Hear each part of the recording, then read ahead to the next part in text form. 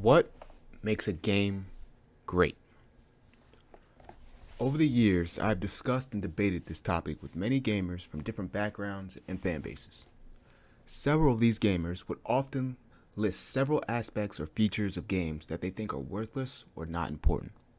This list has included story, character development, combat depth, attention to detail, enemy variety, soundtracks, sound design, frame rates, resolution, and most commonly, graphics. While I agree different games have different aspects that they prioritize, I think the idea that some of the ingredients are completely irrelevant is wrong. Through the many discussions I've had on this topic, I've come to realize I view gaming as having three pillars. These three pillars are broad groups of features or characteristics that encompass everything that makes up a game. The three pillars are gameplay, story, and presentation.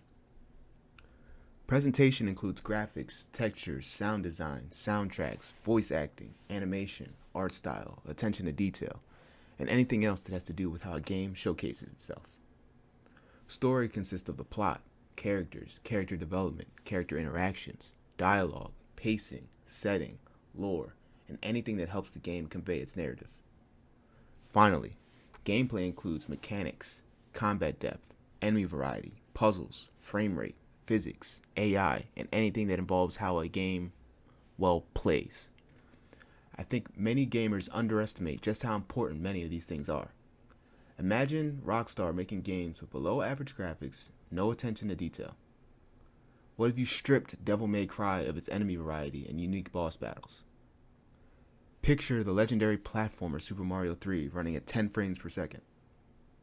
Think about if Jedi Survivor actually released with a high and stable frame rate on all platforms.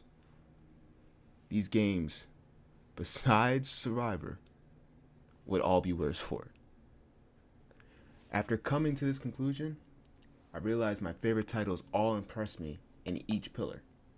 Games like Kingdom Hearts 2 or The Last of Us. They are both some of my favorite gameplay experiences while having stories that both inspire me and linger in my mind to this day. These two titles excel in the first two pillars and still manage to have amazing presentations, especially for the era they were released. I view games like Mass Effect, God of War Ragnarok, Chrono Trigger, and Final Fantasy the same way.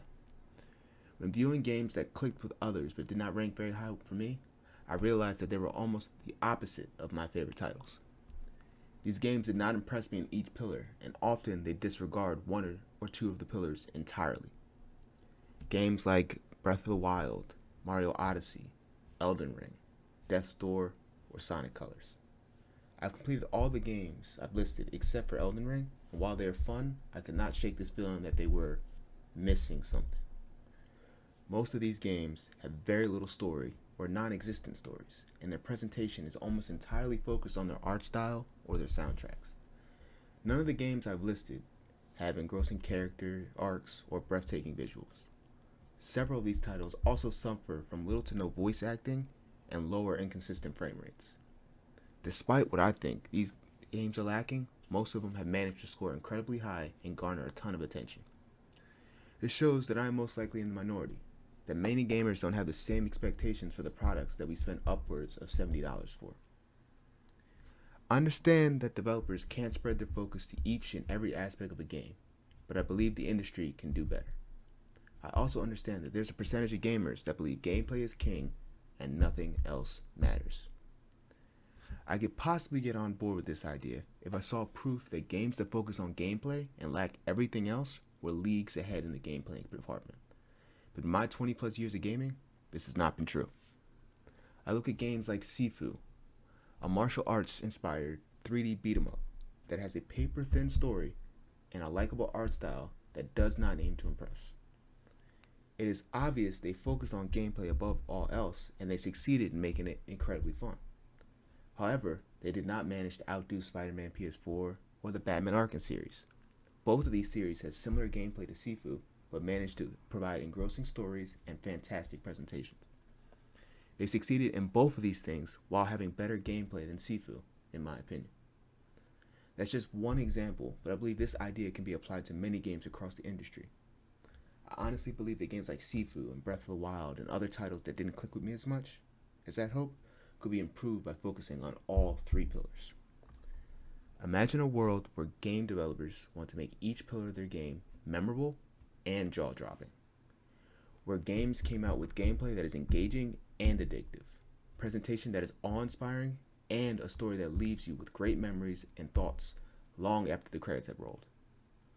That's a game industry that I want to be a part of. What about you? All right, thank you everyone for watching. Appreciate it. You guys agree? Disagree? Comment down below with your thoughts. And don't forget to hit the like button on the way out. Keep gaming and rest easy.